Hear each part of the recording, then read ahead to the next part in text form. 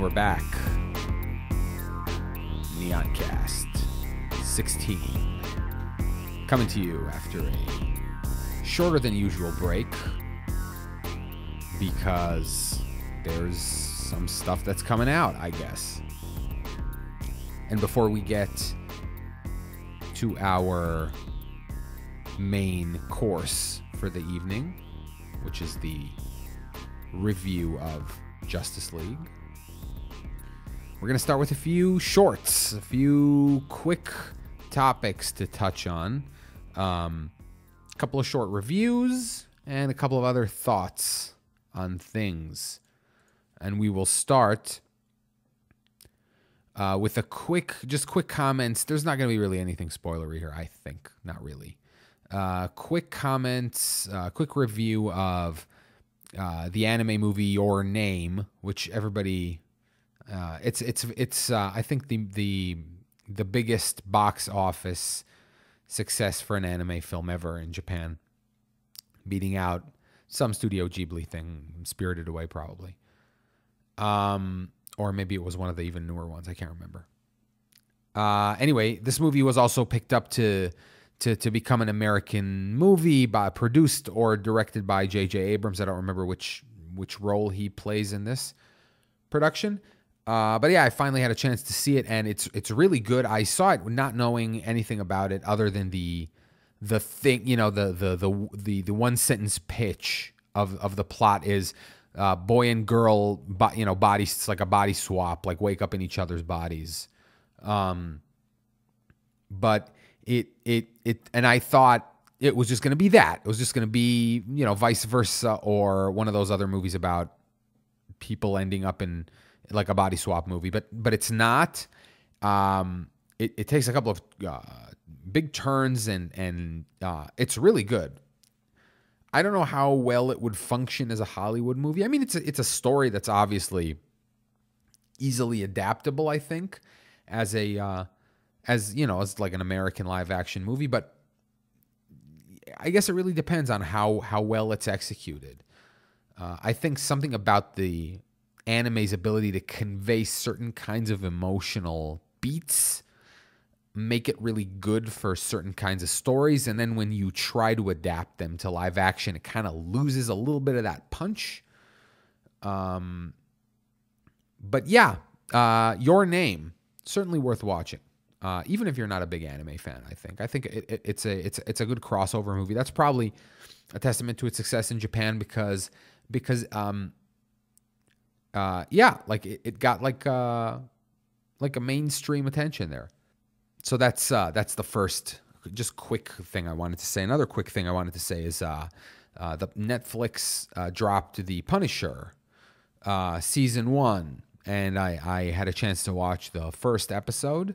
And I enjoyed it a lot. I got to say, the thing I enjoyed about it the most, I think, is that it's almost just like, I don't know. Look, this isn't going to be really a spoiler. I'm not going to get into the plot, really, but I will say that it felt almost like a self-contained story, like a little hour-long, here is a small Punisher story. Like, you could even just watch that and walk away, and you would have a nice little, 50-minute long Punisher story that's effectively self-contained. I don't know if that's true, really, meaning that the events of this episode could then have repercussions or contribute to the rest of the plot. But it really almost functions as like I said, you could just watch that and nothing else and have a nice self-contained, kind of like a comic book type experience, meaning like, you're looking in on one of these characters as they do a thing, and then it's almost like they're living their life, quote unquote, and you peek in for like a week, see what they're doing, and then leave, and they continue their lives. Like, not like the story of the Punisher doesn't have to be reconciled completely, like within a one-shot comic or whatever. Anyway, yeah, I don't know how it'll work out yet, but I really like Jon Bernthal. I think he's really good for this part specifically. And that's about that. Couple more quick things. One of them is I saw Thor Ragnarok, which I reviewed. on Neoncast number 15 last episode, and really enjoyed, and I really enjoyed it the second time too. It's just a really fun movie, and I really think it has longevity, I think, as a really fun, funny, just memorable movie. And yeah, just a really fun experience. And how crazy is it that this year we've had two third movies in a trilogy that were far and away the best in the trilogy, and even in both cases, I would say both the first and second movies of their respective trilogies were not good at all. And I'm talking about, obviously, Wolverine with Logan, and now Thor with Ragnarok. Wolverine probably a little more acute, the problem of them not being great, but that's debatable, I think. I mean, I certainly think that X-Men Origins Wolverine is god-awful and one of the absolute worst comic book movies ever. But the Wolverine has its fans, and but on the other hand, people like the first Thor, and some people, I mean, the Dark World is not a horrible movie. It's just very unmemorable and just too, I don't know, like, it was way too who gives a shit, I think, is a good way to put it. And Ragnarok is certainly not who gives a shit. It's just a good time. And there was a couple sitting next to me in the theater, and they just had had a blast. And I was kind of paying attention to their enjoyment of it. I was watching it the second time, and so I was paying closer attention to the theater's reaction in general. And yeah, there were like sustained periods of laughter, more than just like haha, there's a joke, but like something that continues, like jokes that kind of build on each other. Really well done. Okay, so our next story, also in the realm of streaming service television, Amazon have announced their large-scale, most expensive show ever prequel series to Lord of the Rings. Yeah. I have a couple of different things to say about this. First of all, obviously, everybody's trying to get the new Game of Thrones, right? HBO hit a gold mine with Game of Thrones, a niche famous fantasy series that was, regarded in circles, nominated for Hugo Awards and stuff of that nature. I mean, I had heard about it and read it before the show was ever announced. But again, I'm in that world, and George R.R. Martin himself said that even at the height of his niche popularity, 50 people would come to a signing of his. And now it's like thousands, right? So everybody wants a new Game of Thrones. It's a little odd to me that Amazon is going Lord of the Rings when there's a lot of other things there you could probably spend less money on, at a slightly higher risk maybe, but you put enough time and effort into things. Beloved fantasy series or beloved sci-fi series, and they're beloved for a reason. And if you treat that material with love, which, regardless of what you think of Game of Thrones as a whole, I think the first season definitely did that. It definitely put in a visual format the thing that the fans loved, and that happened to also resonate with people outside of the fandom. And so I think that's a good formula for success. Whatever. They chose to go Lord of the Rings. Now, here's an interesting aspect of that. The first question I asked when I heard about this was, did they acquire the rights to the Silmarillion? For those of you who don't know, J.R.R. Tolkien wrote The Hobbit, which was just a small-time children's story, and then expanded that mythology substantially in Lord of the Rings, making it far more serious and kind of retconning some stuff. The elves in The Hobbit are not very much like the elves in Lord of the Rings. The elves in The Hobbit are much sillier and drunker, and the elves in Lord of the Rings are kind of stoic in these eternal, ponderous serene kind of creatures, right? The Silmarillion is effectively the Bible of this entire universe and begins in the creation of the universe by Iluvatar, or whatever the name of the god of this universe is. I think it's that. Or am I I think I might be mistaking. I think I might be mistaking the... Let me see. I'm going to Google this live on the podcast. Oh, I was right. Ha! Ha! Yes. Anyway, the creation of the universe by Iluvatar and how we got from there to Lord of the Rings. Including all of the backstory for everything. For Galadriel and Gandalf and how Sauron came in, where the Balrogs come from, and Shelob, and, you know, everything. You know, the origins of Gondor and where the elves came from. It's all there.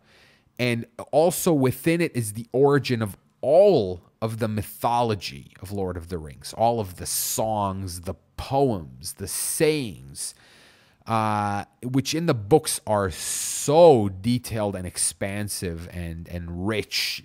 They do a little of that in the movies, also kind of cleverly without telling you. Like there's a scene where Aragorn is kind of singing to himself in Elvish, the ballad of Beren and Luthien, but they don't tell you that it's that. You have to know that it's that. But you then can experience all the stories, and the Silmarillion is told in kind of like Bible format. It isn't exactly a narrative book. It's a chronicle of a history. So again, in the sense that the Bible does have stories in it, the Silmarillion is told in the same kind of narrative thrust, like and then in the year such and such, there was this guy, and this guy was the best hero in all of the land, and here's what happened to him, and here's the thing that happened, and then he died, and then his son, this is what happened to his son, and whatever, and you know, it pauses on some major events, and but it also has very brief little chapters telling like these little side stories and things of that nature. Anyway, the reason I asked that is because when Lord of the Rings was made, hold on, before I even get to that, the Silmarillion was not entirely written by J.R.R. Tolkien. He died with the Silmarillion still unfinished. The person who finished it was Christopher Tolkien, his son. He wrote the Third Age portion of the Silmarillion, meaning he wrote what happens in Lord of the Rings from the outside, basically, including some history that happens before Lord of the Rings. But in the Silmarillion, at the end of the Silmarillion and such, whatever, you actually see the events of Lord of the Rings almost like from the outside, quote unquote. Anyway, Christopher Tolkien, who has been the president of the Tolkien estate for decades, has never liked the adaptations of his father's work, particularly not the Peter Jackson movie trilogy.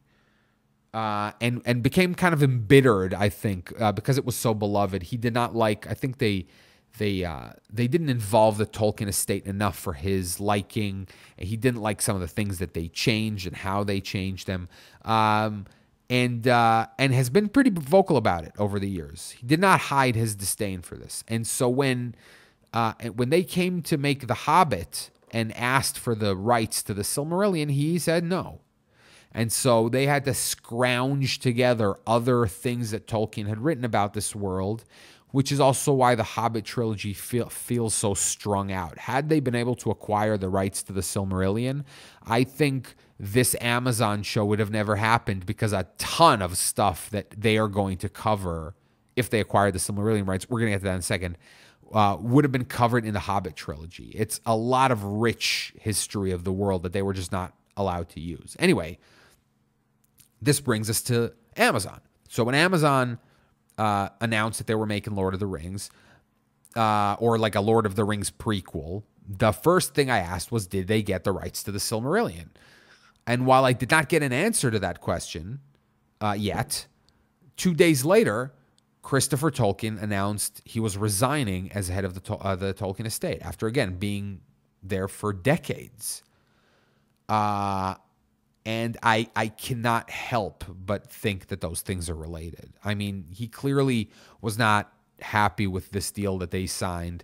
And I do wonder if it might also be related to the rights on the Silmarillion, or whether or not it's just a thing as a whole.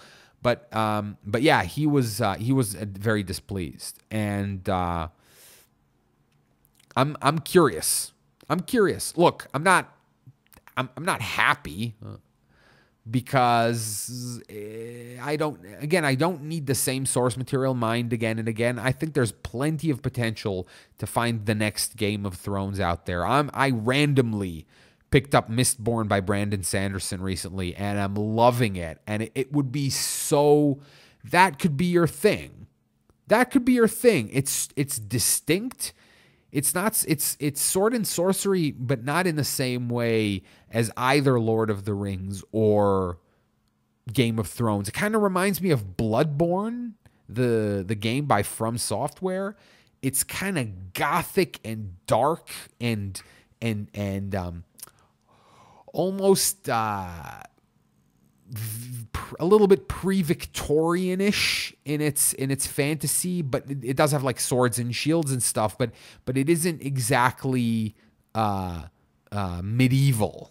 It feels newer than medieval times, and has just an interesting dark world, and it also has like themes of like inequality and things that would really resonate also with audiences today. Clearly, it has a whole something of like slavery and class warfare and all kinds of shit like that, oppression, and that's just one that I had randomly chosen. So while I think there's always more to do, the fact that they're gonna throw tons and tons of money onto this, they like I said, it's going to be the most expensive TV show ever made.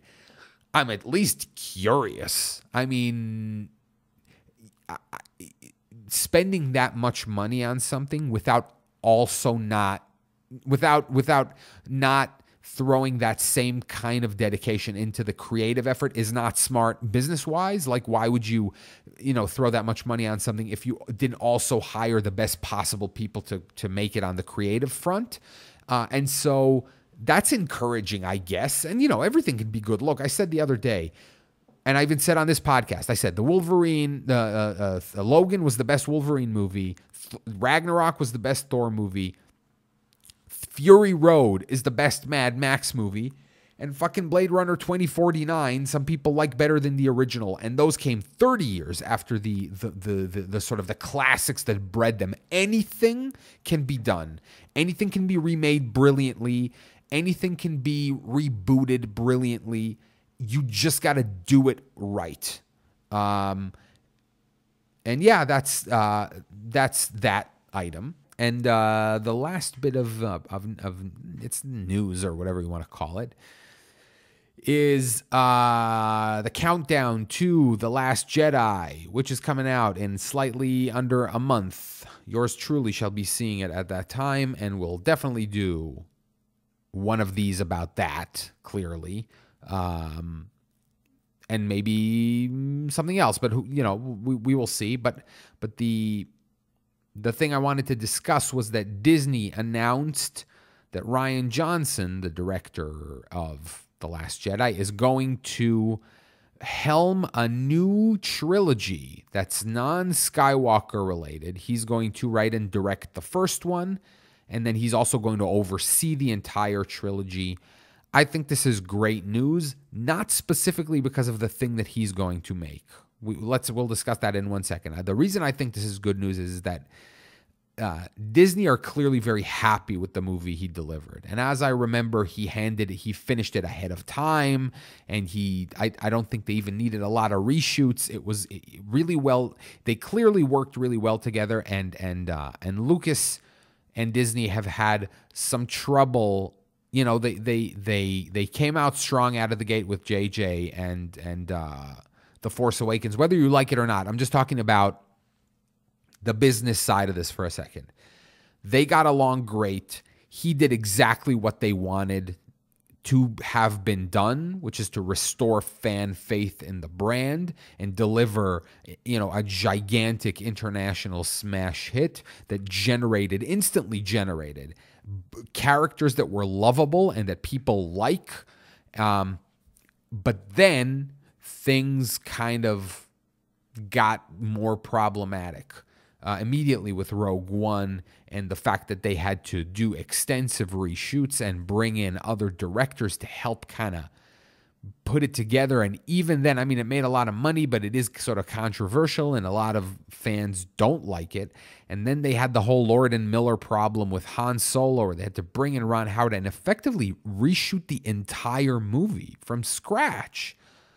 And then they had to fire Colin Trevorrow. This happened before. They had to fire Colin Trevorrow from directing Episode 9 because his movie, whatever it was called, Hardcore Henry. No, I can't remember its name right now. But that movie he made was a terrible failure, and people thought it was stupid. And then they didn't know what to do, and so then they hired JJ again for Episode 9, and then all this also related to the horribly tragic, untimely death of Carrie Fisher, and how that certainly affected the story because she, one of the things that The Force Awakens was meant to do was also to kind of gauge what people were into, what aspects of the universe resonated with people. Now, whether or not that was a thing they did intentionally or not, it certainly did so after the fact, meaning, and people went apeshit for Carrie Fisher. People love Princess Leia, first of all, forever, right?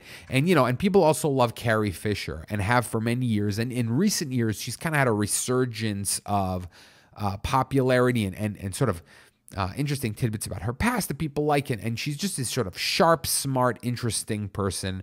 And people were really happy that she was back in the limelight. And also, of course, it has the socio-political angle, a little bit of like a woman, a sort of a slightly older woman, and her power and her presence and all that stuff.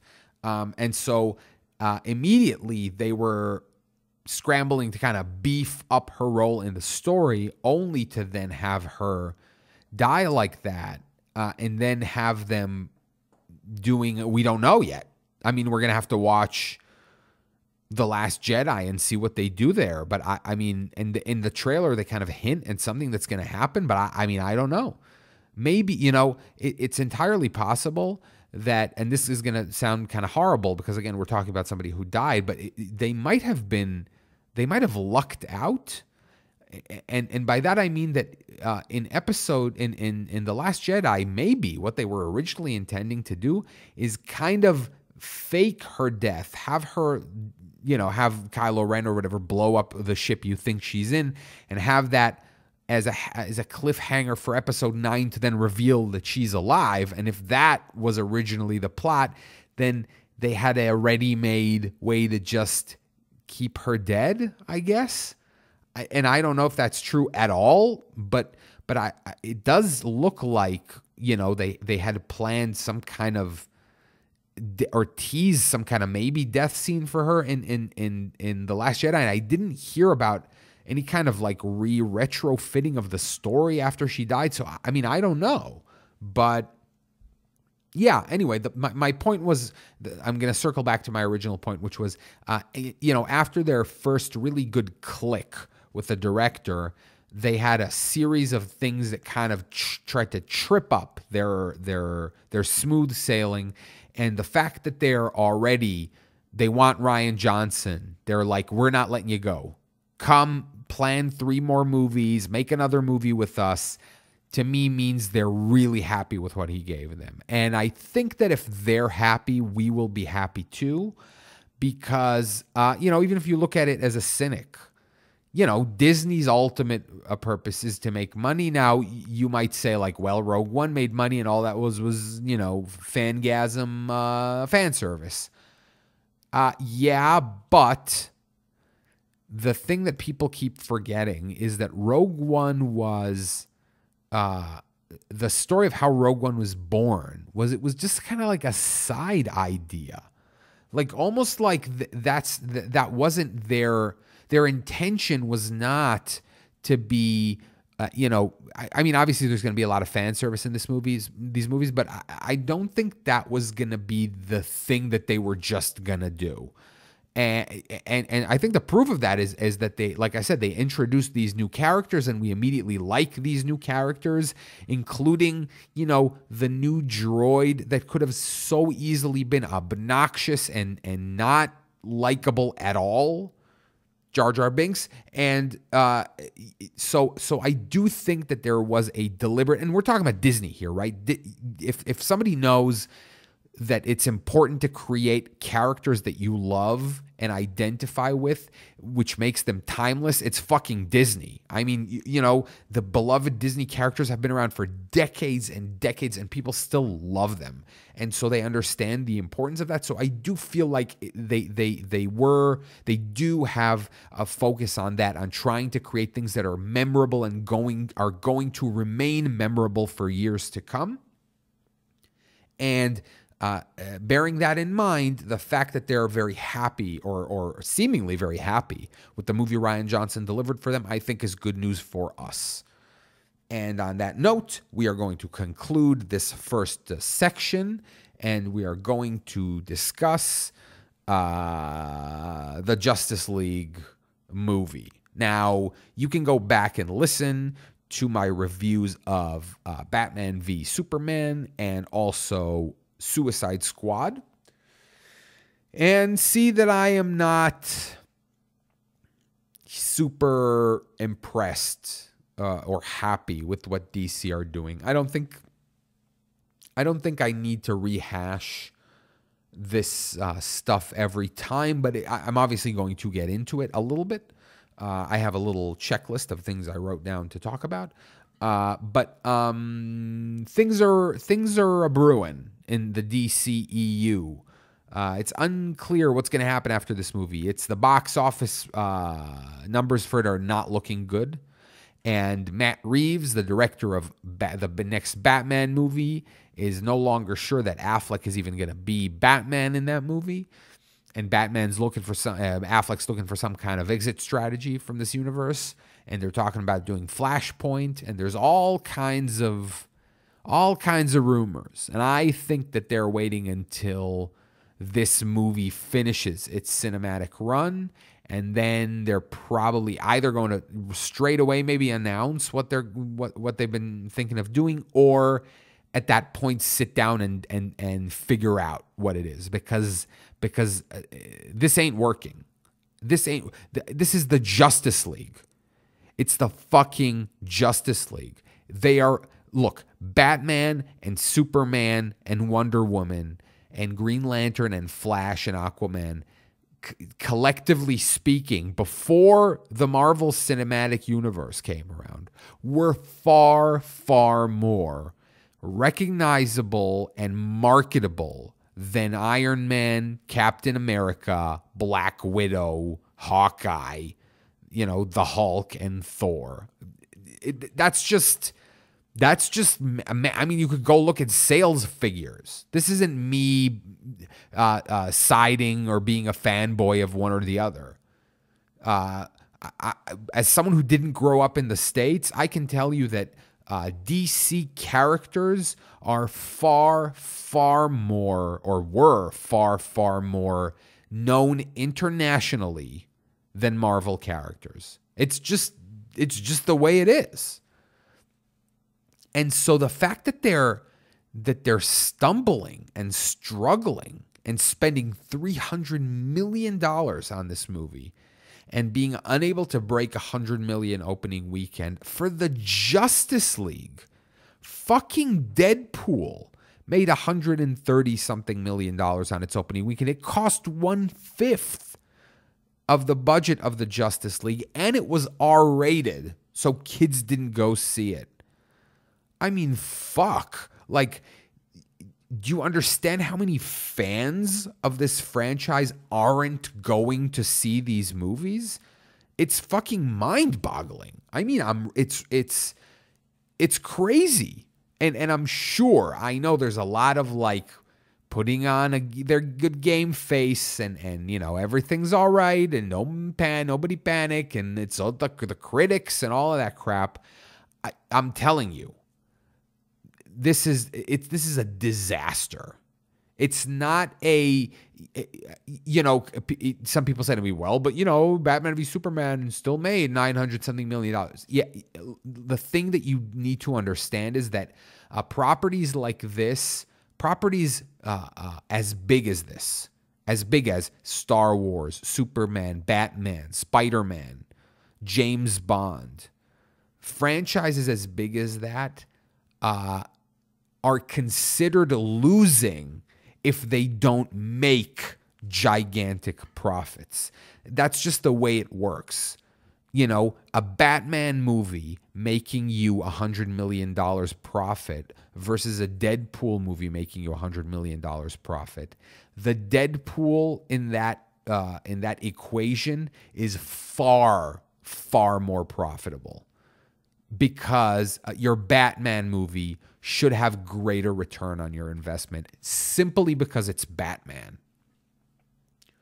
And so, I don't know what's going to happen, but, and also, we can't really discuss this without also just mentioning just the absolute horrible circumstances surrounding Zack Snyder's departure from this movie and from, the DCEU for the foreseeable future.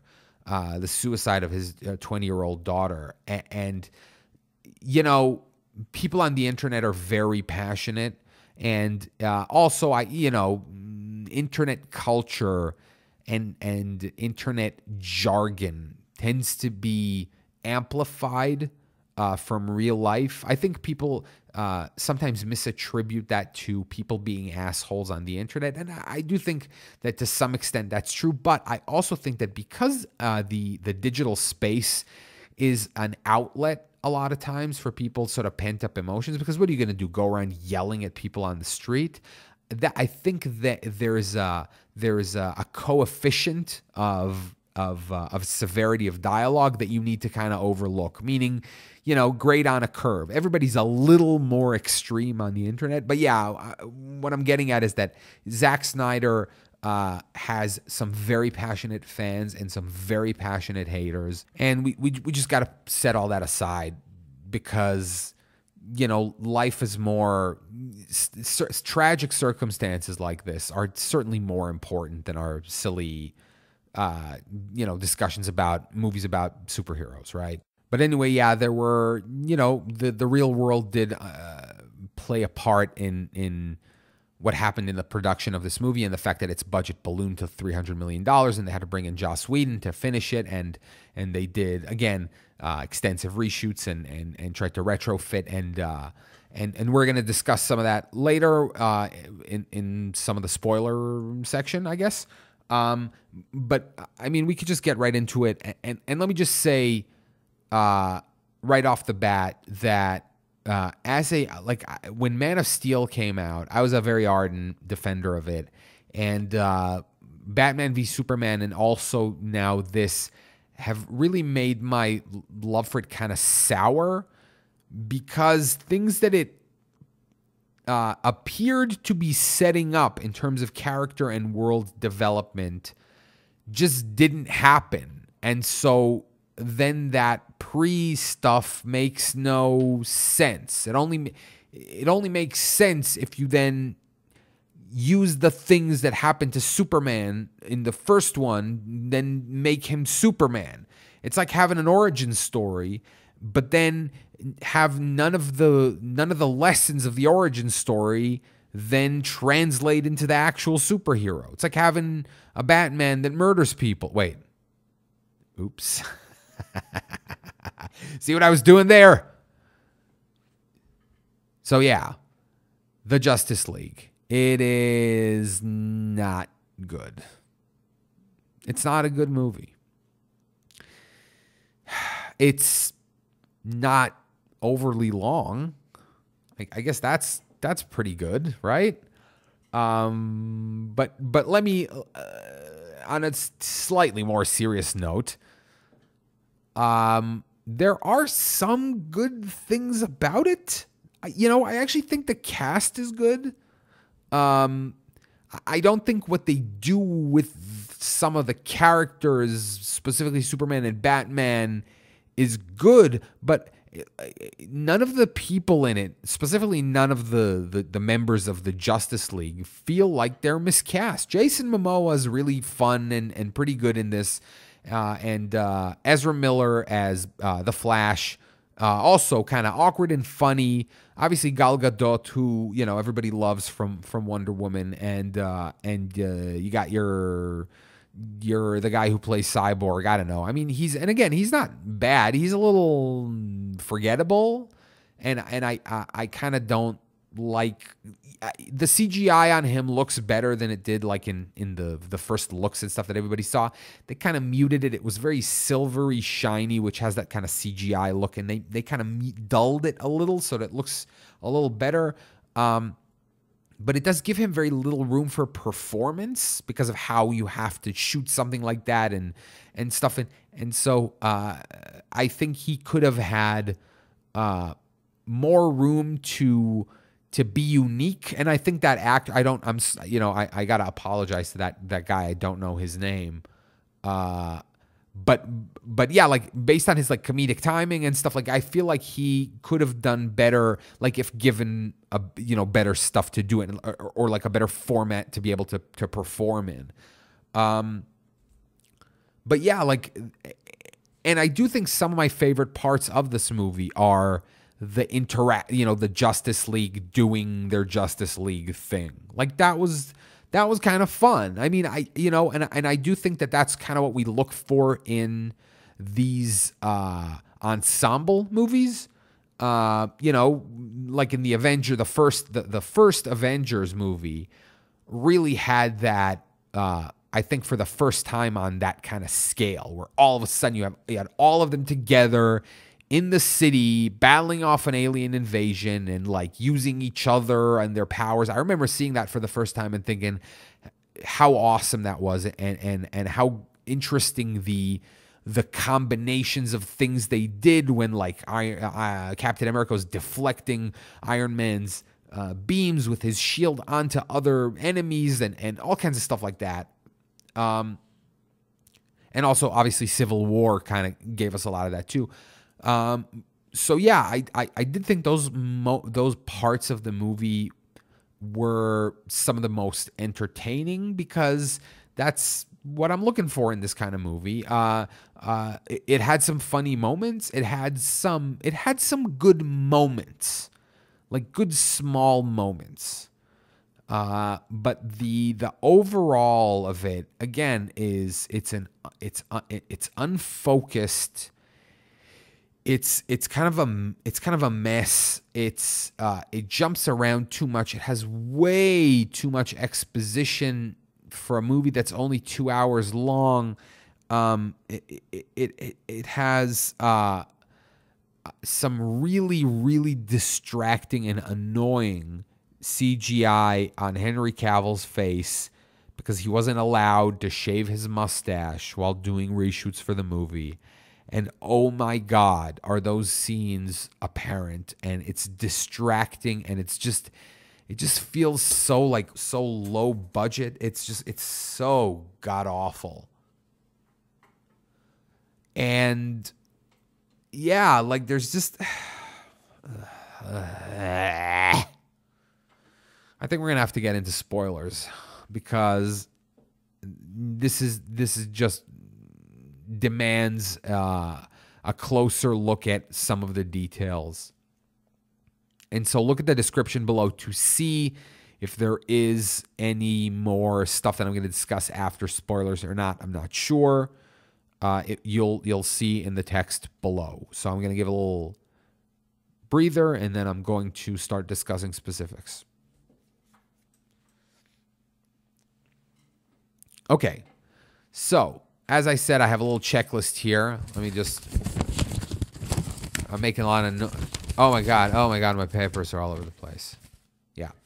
I have a list of things that I scribbled when I got home, and I think we're just going to start at the top. The whole origin of the Steppenwolf story was so weird. It was Lord of the Rings. This movie was Lord of the Rings. There was an ancient war with the Steppenwolf guy, and the different races came together to defeat him. And then at the end, each of them got a mother box. One box for the elven kings, and one box for the dwarves, and one box for the humans. It was even that's the scene of the war against him. I mean, it was a fucking Lord of the Rings backstory. It was crazy. Yeah, that was real. I don't know if that's the real story of Steppenwolf or not, but that was so bizarre. So bizarre. I mentioned the lip thing. That was just, it was so distracting. I just put my face in my hands. I could not believe it. The Weekly Planet, which is the best movie podcast probably you're ever going to listen to, when they reviewed Batman v Superman, they called it an and then movie. Meaning like, and then Batman was over here doing that, and then Superman was here doing that. And this movie's a little bit like that too. It's like, and then Cyborg was off with his father. Meanwhile, Superman was dead. And so, yeah, like I said, jumped around like that a ton, and there was way too much exposition because and this is again, they painted themselves into this corner where they got to introduce all these characters and give them all backstory and shit within the same fucking movie. Because they rushed it.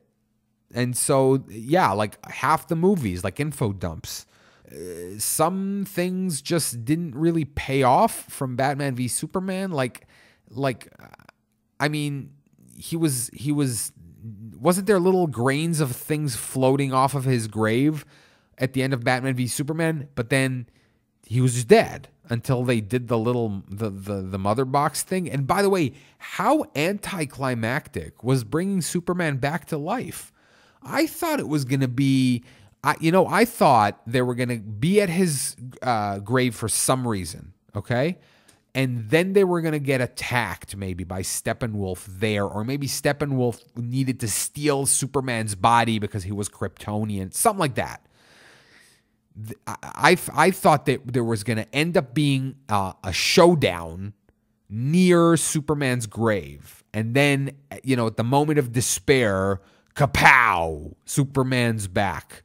Instead, they fucking go dig him up from his grave and then unceremoniously just carry his dead body to the fucking Kryptonian birthing matrix, throw him in the fucking water with the mother box, and that's it. And then he just wakes up and is disoriented and evil, and they have kind of a weird mini fight. It's just, it's so wrong. I don't understand what they were thinking.